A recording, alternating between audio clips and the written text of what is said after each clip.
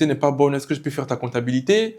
Et un jour, son mari me trouve là, il me demande, mais tu étais comptable? Je dis, non, j'ai géré des cabines. Oui, j'ai géré des cabines. J'avais 5 cabines à l'époque.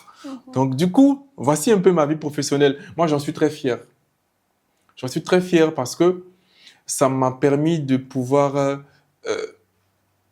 vivre un peu d'autonomie pendant que certains jeunes de mon âge étaient encore en train de tendre la main à leurs parents. De toute façon, je n'en avais pas l'occasion. Donc, il fallait que je cherche. Et voici un peu le parcours que j'ai. Et c'est tout ça qui aujourd'hui m'aide à comprendre beaucoup les gens, les autres. Vraiment, c'est intéressant de voir que ces valeurs vous accompagnent encore, parce que c'est pas tout le monde qui arrive, hein. Vous avez bataillé aujourd'hui. Vous devriez être fier de l'homme que vous êtes. Alors, dites-moi, quels ont été vos plus grands obstacles personnels ou professionnels avant de vous imposer comme coach?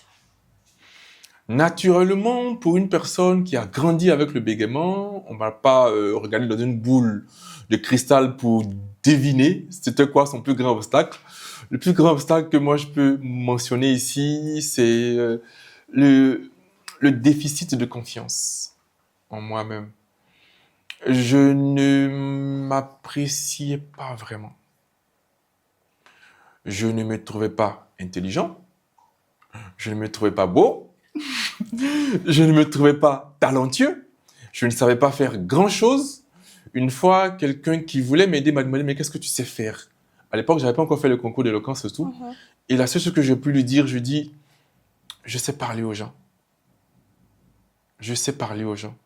Je sais emmener les gens à comprendre des choses. J'ignorais que c'était de l'art oratoire à l'époque. Ça, par contre, je savais le faire. C'était une chose, malgré le bégaiement, quand j'avais du courage pour parler, c'était assez intéressant. Et c'est tout cet ensemble de situations peu glorieuses qui sont venues donc construire le plus grand obstacle pour moi, qui était de ne pas avoir suffisamment de confiance, de ne pas suffisamment croire en ce que je pouvais faire. Et ça m'a limité énormément. J'ai vraiment accroché ma vie à celle de certaines personnes, de d'autres personnes, en croyant que c'était forcément ce qui pouvait. J'étais tellement peu sûr de ce que je pouvais que je n'avais pas peur de faire un travail parce que je me dis que j'avais pas d'horizon. Il fallait que je fasse ce que je peux. Donc, avec du recul, direz-vous que ces obstacles-là, comme vous le dites, étaient nécessaires? Les obstacles sont toujours bons, ça dépend de comment est-ce qu'on les entrevoit. Quand on a été confronté à quelque chose, il faut relativiser. Parce que tout ce qui arrive est pour nous donner des conseils. Nous sommes des êtres humains, nous n'avons pas ce don-là de voir devant. Donc quand on vit des situations, à un moment donné, il faut pouvoir réfléchir et puis se demander, mais si j'ai vécu cela, c'était pour gagner quoi? Moi aujourd'hui, je suis très content parce que je peux voir une personne et puis déceler en elle ce que moi-même je voyais en moi avant, notamment les difficultés que j'avais. Et je crois que si j'avais pas vécu ces difficultés-là, je n'aurais pas eu suffisamment de marge de manœuvre pour identifier cela chez les gens. Et aujourd'hui, moi, ça m'aide à aider les autres. Franchement. Je ne sais pas si j'ai répondu à la question. Ah oui, oui, oui, Ok. effectivement. Et dites-moi, y a-t-il eu un moment où vous avez pensé à abandonner? Si oui, qu'est-ce qui vous a retenu? L'abandon, c'est quelque chose qu'on vit tout le temps.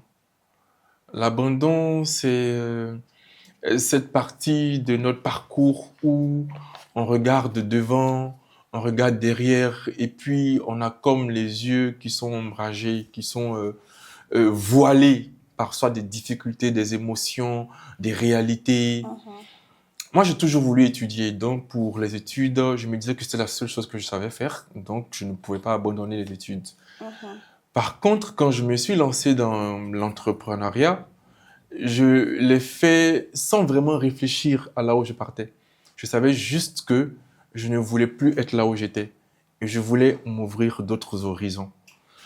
Et à bien des fois, ce qui arrive à nous entrepreneurs qui n'avons pas pu faire Harvard, qui n'avons pas pu faire un MBA, qui n'avons pas pu passer dans un certain nombre d'entreprises pour vraiment vivre aux côtés de vrais entrepreneurs, on est confronté à des difficultés comme comment réussir ce dans quoi nous nous sommes mis. Et même aujourd'hui encore, le mois dernier, encore, je pensais à tout arrêter, à fermer mon Lego Consulting. Parce que c'est pas facile. C'est pas facile. On cherche toujours des clients. On a des personnes qui arrivent à nous. On n'a pas toujours les personnes qui peuvent payer comme il faut, alors que le monde ne fonctionne pas avec les prières. C'est vrai, les prières aident, mais il faut de l'argent pour faire les choses. Et parfois, c'est très difficile. Je ne dirais pas cela en termes de passé, je dirais ça en termes de présent. Parfois, même actuellement, j'ai des intentions comme ça de me reposer. Mais comme je vous l'ai dit, je n'abandonne jamais. Et quand je me souviens de ça, je me dis, il y a encore des choses à faire que tu n'as pas encore fait. Donc, essaie encore, essaie encore. Et aie de la vision. La vision doit être certainement grande, comme Hélène Sirleaf Johnson le dit. Si elle n'est pas grande, si elle ne nous fait pas peur, c'est qu'elle n'est pas suffisamment grande. Donc, on continue. Et c'est une question dont la réponse est au présent, n'est pas au passé. En tout cas, moi, le consulting ne se fermera pas. Même pas. Et on comprend par là que la détermination est la clé dans votre parcours. Ça, c'est clair, la détermination. La détermination, toujours. Alors, pouvez-nous raconter un échec puissant et la manière dont vous l'avez transformé en force? Pour moi, je connais tellement d'échecs. Je vais aller sur celui que je raconte le plus, qui est en lien avec la compétence sur laquelle je travaille aujourd'hui.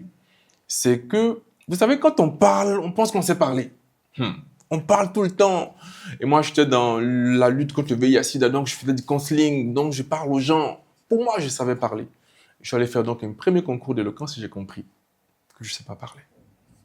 J'ai compris que parler, c'est vraiment scientifique. Qu'il faut apprendre à parler. J'ai compris ça. Parce qu'on ne peut pas avoir produit son propre texte. On ne peut pas penser qu'on s'est préparé. Et puis, on est en face des gens et tout part. On oublie tout. On ne se rappelle même plus. On transpire, pourtant c'est climatisé. On ne voit plus, pourtant on a nos deux yeux qui sont grands ouverts. Et on est là, on a les jambes qui veulent nous laisser tomber. Pourtant, on n'est pas souffrant. Ça a été un vrai échec. Et surtout que j'ai commencé Toastmaster et que l'une des membres du jury, une oratrice chevronnée, qui m'a dit après, mais tu m'as fait honte. J'ai dit, ce jour, j'ai compris.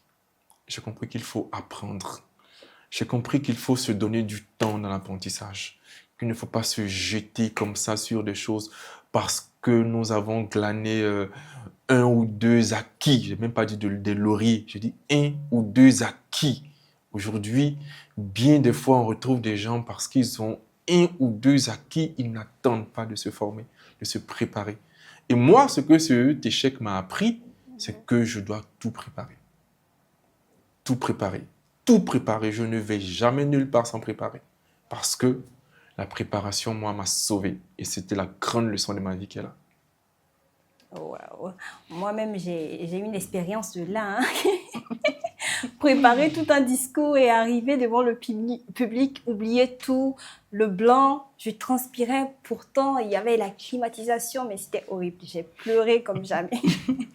Alors, dites-moi, est-ce que vous pensez que sans échec, vous n'auriez pas atteint le niveau où vous êtes aujourd'hui, sans échec?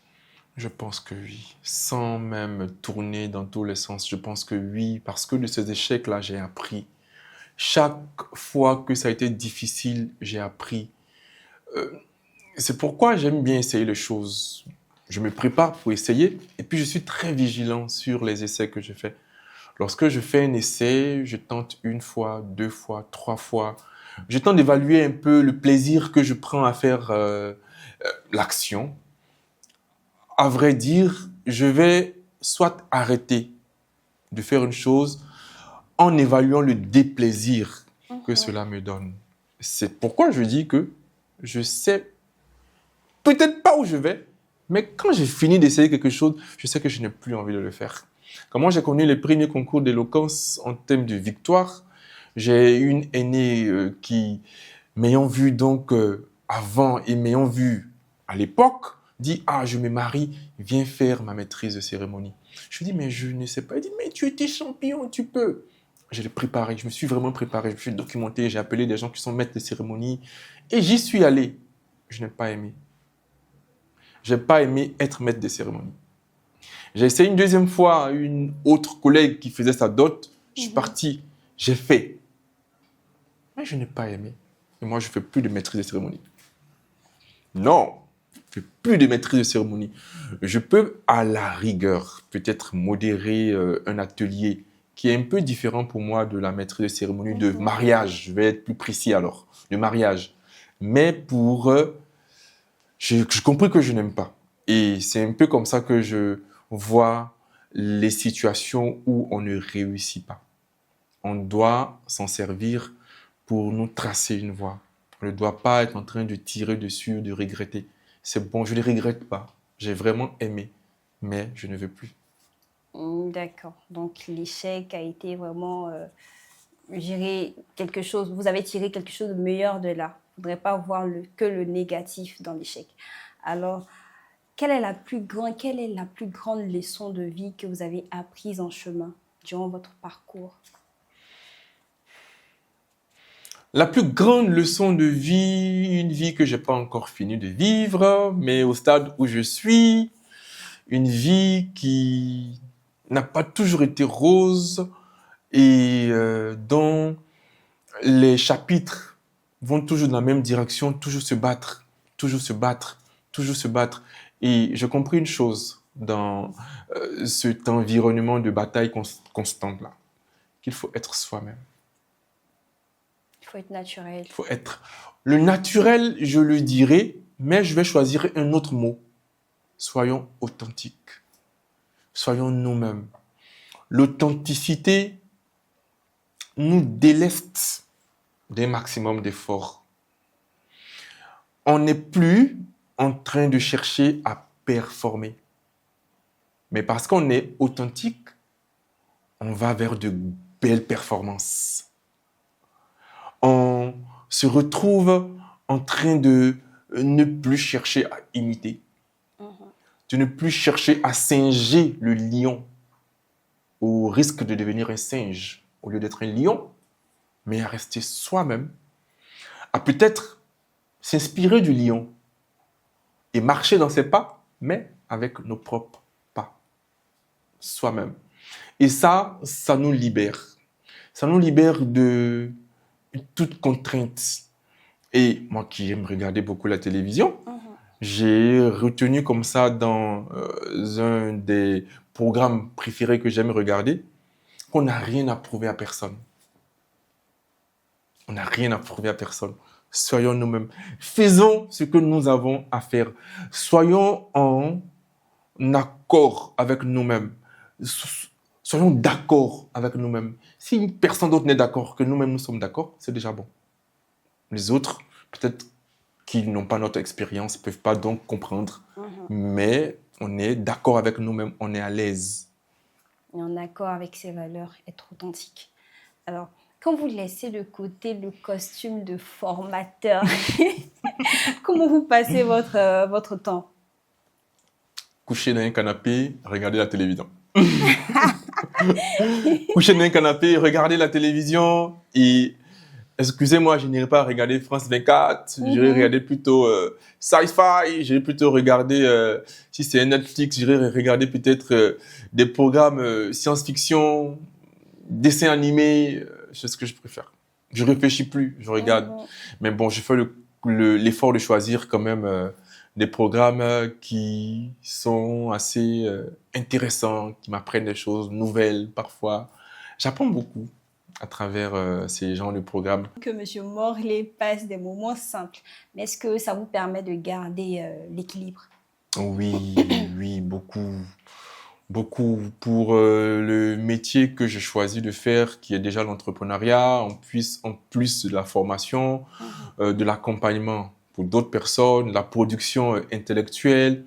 Regarder la télévision, c'est comme si j'éteins un peu mon cerveau et que je consomme.